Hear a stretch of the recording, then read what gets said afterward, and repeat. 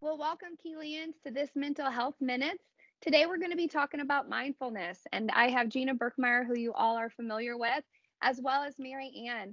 Gina is actually going to facilitate this session, and so I'm going to go ahead and pass it on over to her, and we will get right started.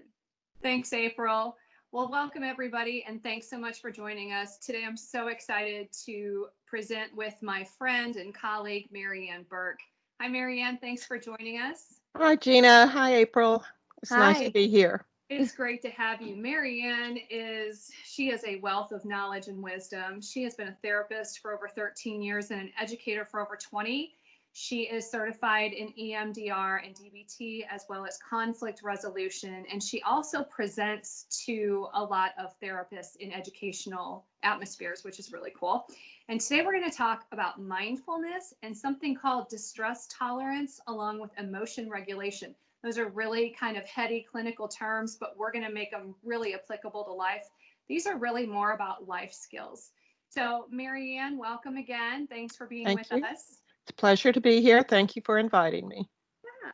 So, I guess let's just start right out of the gate with a little bit of what are these things? What is mindfulness? How would you describe mindfulness to just the average person? I would say that in general, mindfulness is choosing to be focused on the present moment, being able to select the things that you want to focus on, as opposed to allowing your mind to wander, to be distracted, to be thinking about the past and worried about the future. Just really focusing on what you are doing right now in this moment. And why is that important? Because we hear about all this multitasking, right? We think like that's the Mhm. sign of effectiveness, but actually that's a myth, right? So why is mindfulness so important? Well, mindfulness is very important because generally, if we're thinking about the past, we have a natural tendency to dwell on things that are negative or disturbing about the past. When we think about the future, very often we are thinking about things that cause us anxiety. We're anticipating what's going to happen, how will I cope with this? And as we are focused on the past and on the future, we really lose track of what we can be doing right now in the moment. And it also triggers a lot of negative emotions that may become overwhelming and so powerful that we lose our effectiveness in the moment because we can't go back and change the past. So being stuck there is not effective. We can't really know exactly what's going to happen in the future. Who could have anticipated 4 or 5 months ago that we would have a pandemic and be closed down? So it's important to focus on the here and now. What can I do right now to cope with and handle my situation in the best possible way? That's awesome. So let's talk about how mindfulness, just for the average person, perhaps maybe someone who's not even dealing with any sort of anxiety or distress or conflicts about the past or stresses about the future, how can mindfulness just help the average person in their day to day life? Well, if we practice mindfulness on a day to day basis, what we're actually doing is we're strengthening those neural pathways in our brain. We're strengthening pathways of focus and of calm because one of the most common and one of the easiest mindful activities is to focus on your breathing. As you focus on your breathing in the here and now, you are consciously controlling your breathing, calming your breathing, and strengthening your thought processes to make you more effective in the moment. The more you can practice these things on a day to day basis, the more effectively you can deal with situations that arise that are distressful because you've already developed that mental muscle.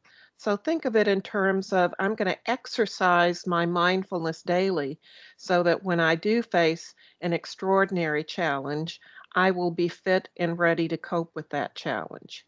That's great. So the analogy would be sort of like how we work our bodies, right? We lift Correct. weights, we do Mhm. things like that because one of these days we might need to pick up a 50-pound box and put it on a shelf. And that's not Exactly. the time to try to figure out if we have the muscle to do it, right? We want to have that Exactly. And muscle developed and ready. And I would say also practicing mindfulness helps us really enjoy the moment more and the present time because how many of us mindlessly eat? We Mm. eat something and we're focused on a task at hand. Many of us have the habit of eating while we're working, so we're not noticing what we're eating. So we lose out on the pleasure of the experience of eating and savoring with our senses and our tastes. We can be mindless when we're talking with people because we're so worried about how am I going to answer that we're not really attending to that person's conversation. We're not really connecting with that person. So what you're saying is if anybody's listening to us right now while they're doing something else, they should maybe stop and just focus on what we're talking about. Yes, absolutely. I love how you brought that total wellness in again. That's really what these are all about and what Keely Life's about. So when you talk about just pausing, that can be the same as prior to responding to something too, right? Which we've Hmm. been taught that. Okay. Hmm. Hmm. I think a lot of us do have that tendency to listen with the intent of responding Hmm. rather than listening with the intent of understanding what the person Hmm. is saying. And I think mindfulness can be a very practical tool in Hmm. getting better at really understanding, listening for the purpose of understanding. I Right. think our responses become more effective. To your point, Marianne, that Hmm. muscle has already been exercised. And so I think our Absolutely. responses even can become different. So what are some other ways that we can practice mindfulness? You mentioned breathing. You mentioned focusing on taste. You mentioned listening. What are some other things that we could do? I I think anything that engages all of our senses.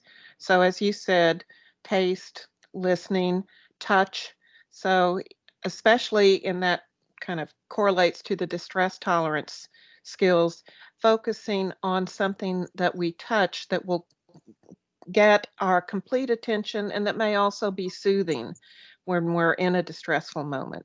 So some people may have a soft cloth that they like to touch, something silky. Some people might use skin lotion and massage their hands or their muscles just to enjoy the experience of touch and really being focused on being aware of the sensation of that touch, both the feeling and maybe the fragrance, the odor of skin lotion or cologne or whatever. Also, visual. How many of us like to sit and watch a fireplace crackling in a hearth? That kind of pulls us in to focusing on that present moment, or just sitting out on your patio, sitting outdoors and mindfully looking at the beauty of the world around you, really focusing visually on the things that you can observe. And you can do that wherever you are. You don't have to be outdoors or in a fireplace.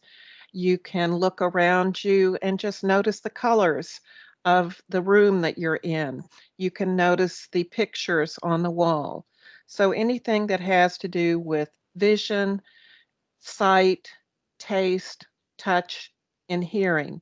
So, mindfully listening to a beautiful work of art, or a recording is what I mean by a work Mhm. of art. So, listening to some soothing and relaxing music that will help you be present in the moment. Or maybe even if you're feeling a certain amount of dis-ease, listening to something that's going to lift up your feelings and throw yourself into the action of listening to that music and maybe also engaging your entire body, doing some mindful shaking of your body in tune with the music to really connect and be completely involved in that experience in the moment. So what I'm hearing is mindfulness is really more than just the mind. Yes, It's a whole brain activity, but it's absolutely. also a body activity and all of our senses. So it really is a whole person activity. Absolutely. I love that. Absolutely. Very cool. So you mentioned something, distress tolerance, which Hmm. we alluded to in the beginning. So for those of us who might be experiencing a little bit more distress these days, Hmm. because we have Why a would that bunch be? of, yeah, right. Hmm. So much Mm, uncertainty and so many things that are really new territory that we've sort of been, thrown into the deep end of the Hmm. pool, if you will. And that can be very distressing on multiple levels. Maybe it's just a low grade anxiety, Mhm, or really something that almost dysregulates us from being able to cope, right? mhm. So, what would be some of those distress tolerance things that people could use to really kind of help ground ourselves in the moment and really sort of get our emotions kind of back in our grasp? Okay. Well, my favorite distress tolerance skill in general is called the TIP skill. And TIP stands for T is temperature, changing the temperature of your body. I stands for intense exercise. So moving your body, releasing adrenaline from your body. The P, one of the P's, stands for paced breathing. So focusing on your breathing and consciously trying to decrease that rapid breathing into a slow, even calm paced breathing. And the last P, because it's TIPP, stands for progressive muscle relaxation. And that is simply taking different muscle groups in the body, tensing those muscles, releasing the muscles so that you again are releasing some of that adrenaline, some of the cortisol rush in your body, and causing your bodies to intentionally relax and lower that feeling of anxiety and tension in your body. So a lot of those could even be woven into mindfulness, right? As we Absolutely. all of our so let's go to the temperature one. Can you give an example of that? Yes. And again, one of my favorites that a lot of my clients are shocked and they think, well, this sounds so crazy and so bizarre. But especially if someone is having a panic attack, this is one of the best ways to stop a panic attack.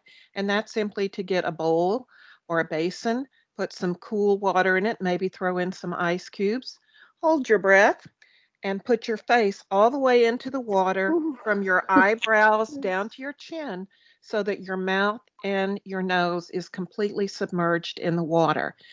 That's related to what we call the mammalian diving reflex. And people have probably heard of someone who falls into ice water.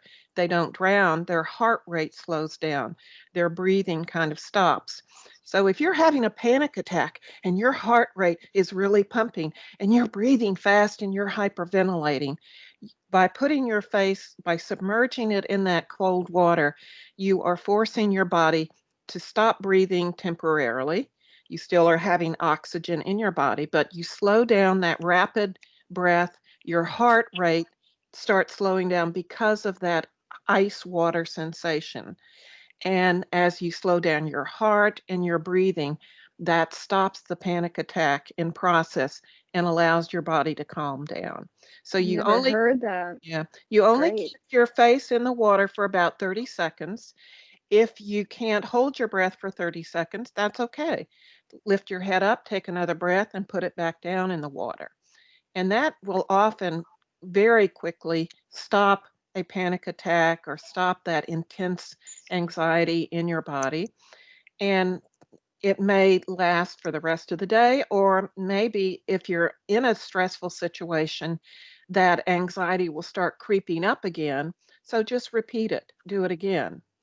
Now, my clients will also say, well, I'm at work. I can't put my face in a Yeah. basin of ice water, but you may be able to go into the bathroom, get some cold water on a washcloth or a paper towel, Splash it put up. it on your Yeah. face, and hold your breath as you put it on your Mm. face. Even if you have a soda can of cold soda or ice water, just holding that against your cheeks, and some people even like to put something on the base of your neck, some maybe a canned soda or some ice icy or wet cloth. And that again, what it's doing, it's signaling your body to cool down, to it's lowering the temperature of your body in that moment. And as that temperature lowers, it has that calming effect on you. And there's some other points in the body that might be effective too, right, Marianne? Like the point of the wrist, the Right. fold of the arm, Hmm. or just even if you can only just hold an ice cube in your hand and hold it firm Exactly. until it melts. Yes, exactly. So Awesome. those pulse points are Yeah. very effective. Yeah. Yeah. Okay. And then the intense exercise, that one kind of speaks for itself. Hmm. Just sort of moving yourself to the point of maybe winded. You're Trying, winded. yes, trying to be winded, maybe slight breakout into a little bit of a sweat or something. And you don't have to run down the street. You can stand up and do jumping jacks. You can lean against the wall and do push-ups against the wall. Anything that's going to get your heart rate up. You don't need any special equipment. So you really have the capacity in many environments to engage in some intense exercise no matter where you are. And then paced breathing is really simpler than it sounds, right? Yes, paced breathing is merely you're counting and you're deliberately slowing down the rate or the pace of your breathing. So instead of going like that, you are breathing in slowly through your nostrils, especially, and it helps sometimes to count in your mind. As you breathe in, you might be counting 1, 2, 3, 4, 5. Take a pause and then slowly exhale through your mouth if possible. And try to exhale at a slower pace or at a slower rate than you inhale. And do that for at least 10 breaths.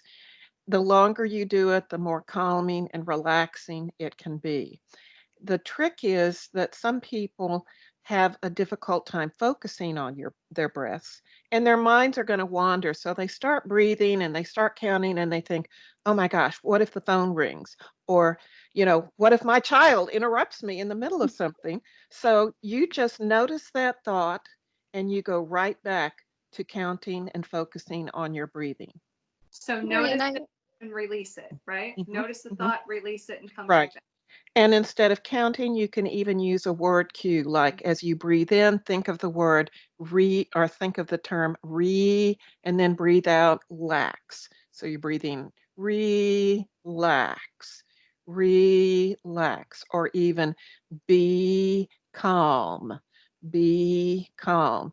So you think this as you're breathing and you're deliberately slowing the rate of your breathing, and that's calming your body down. It's going to affect the entire body. Awesome. April, did you have a question? Yeah, so I had always heard of the 4-4-4. So breathe in, count to Mhm. 4, hold for 4, and breathe out. Is that similar to Yes, an exercise like that? So really, it's yes, just the intentionality behind making sure that you are deliberately slowing down your breath in order right, to bring yourself back to right, center. Okay. right. The only caveat I would add to that is to try to exhale slightly slower than you Okay. inhale. I'm taking great notes. So, Okay.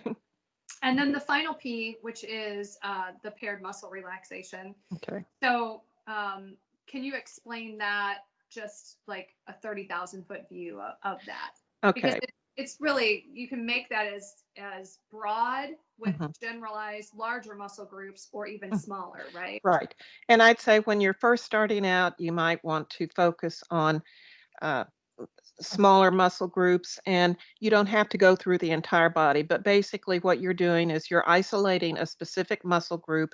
You might start and go top to bottom, so tightening the muscles in your forehead, in your cheeks and jaw, and you just tense those muscles and release, and you work all the way down to your ankles and feet.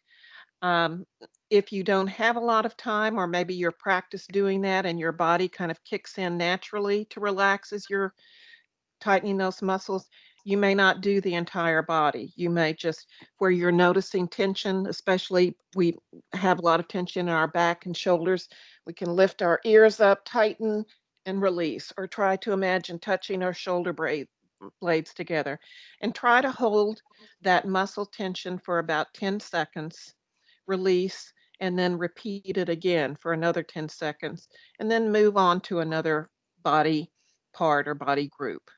And we can pair this with our breathing, right? That's why it's Absolutely. paired, right? The Mhm. paired piece, which is pairing it with your breathing. Yeah. Absolutely. So your inhale is kind of your tension, Mhm. right? And your exhale is your relaxation of that muscle Correct. group. Correct. Awesome. So we have just a couple minutes left. Would you like to take us through a mindfulness exercise? All right. And as I say, the easiest thing to do is do our breathing. Okay. So as you're breathing, just get in a comfortable position. Okay. You may close your eyes or you can keep your eyes open and look at a particular object in the room. And Imagine that your stomach has a balloon in it. So as you're breathing in, you want to fill your abdomen full of air. So breathe in, filling up that abdomen, counting to yourself, doing it at your own rate, and then slowly exhale through your mouth. So if I were to count, I might breathe in 1, 2, 3, 4, 5, and then take a pause, and then slowly exhale through your mouth. 1, 2, 3, 4, 5, 6, 7. As you're breathing, if it helps, you can place your hand over your stomach and imagine that, or notice as you breathe in and out, that your abdomen is rising and falling beneath your hand. So breathing in and out just at your own pace. If you notice that your mind wanders, just notice my mind wandered and come back and focus again on the breathing.